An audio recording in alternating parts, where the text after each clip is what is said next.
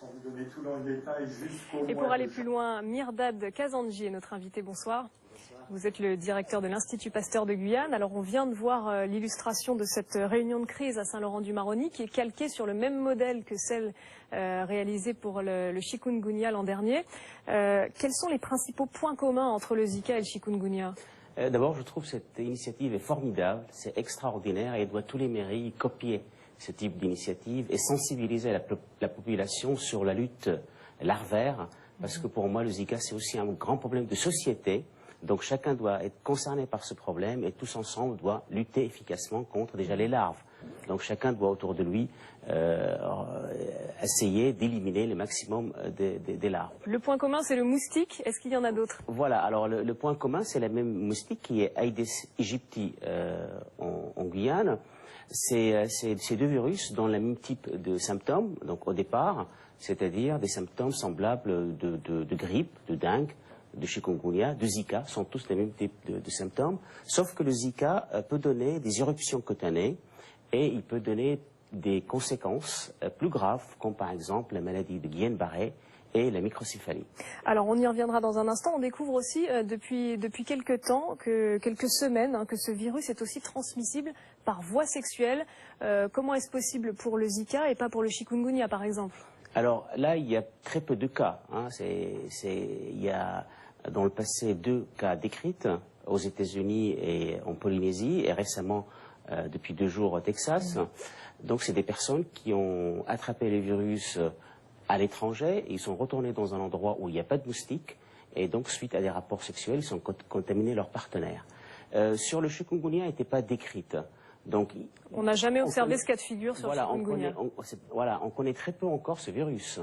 Les travaux scientifiques consacrés à ce virus sont très récents. Quand vous regardez les bases de données, ils vous donnent très peu d'informations. Donc on connaît très peu la charge, par exemple, la quantité de virus dans le sang. On sait sur le Zika, on peut le retrouver dans les spermes pendant plusieurs semaines après l'infection.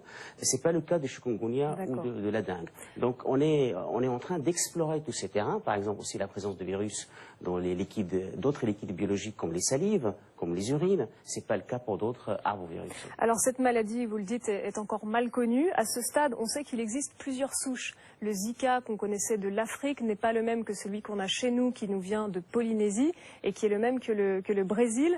Est-ce que vous pouvez nous expliquer ces différences rapidement? Oui, en fait, ce virus, il mute très peu. Donc c'est vrai, ce n'est pas la même souche, mais ils sont très proches. Donc la variabilité génétique entre les souches d'Afrique et les souches asiatiques est très très proche, très semblable.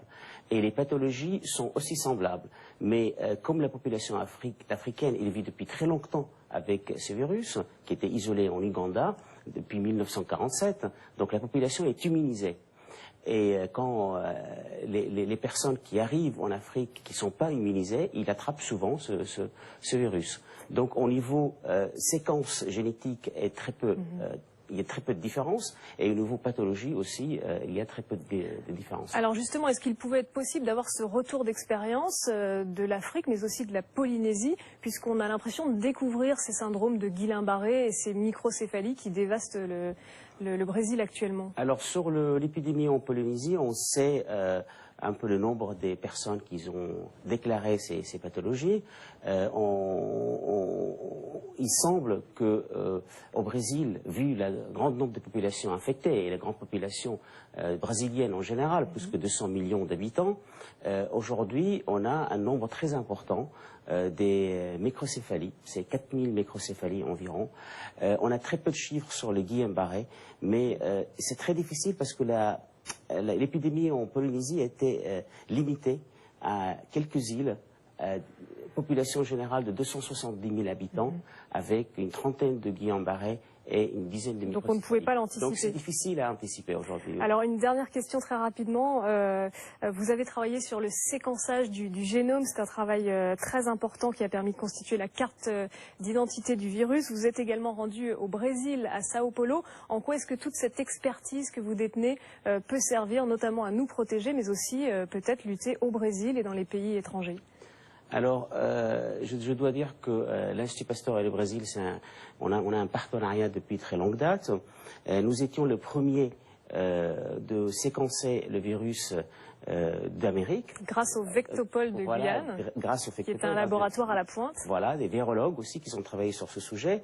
Et donc c'est une information très importante parce que ça va nous permettre par la suite, comme je dis, on connaît très peu de choses sur ces virus. Ça va nous permettre de mettre en place des tests diagnostiques. Ça va nous permettre de fabriquer des clones moléculaires et qui va nous permettre de connaître davantage l'attitude de ce virus, d'une part dans les organismes, dans différents modèles animaux aussi. Donc c'est des informations importantes pour la recherche. Et avec le Brésil, comme je dis, nous avons ce partenariat de tripartie. Les Brésiliens ne sont pas en avance par rapport de nous, par rapport de ces connaissances. Notre problème tous, comme je dis, le manque de connaissances. Et ces manques de connaissances, il y a besoin énorme de financement pour appuyer la recherche, appuyer les méthodes de diagnostic. On est aujourd'hui devant cette fait de manque de financement. Vous diriez que nous sommes en avance sur le Brésil? On n'est pas en avance, je dirais, on travaille en parallèle.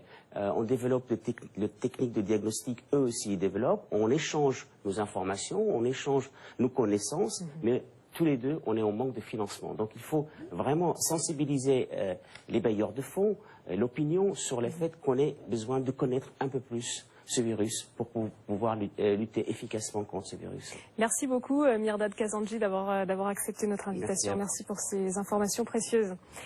Et direction maintenant le Suriname, je vous le disais.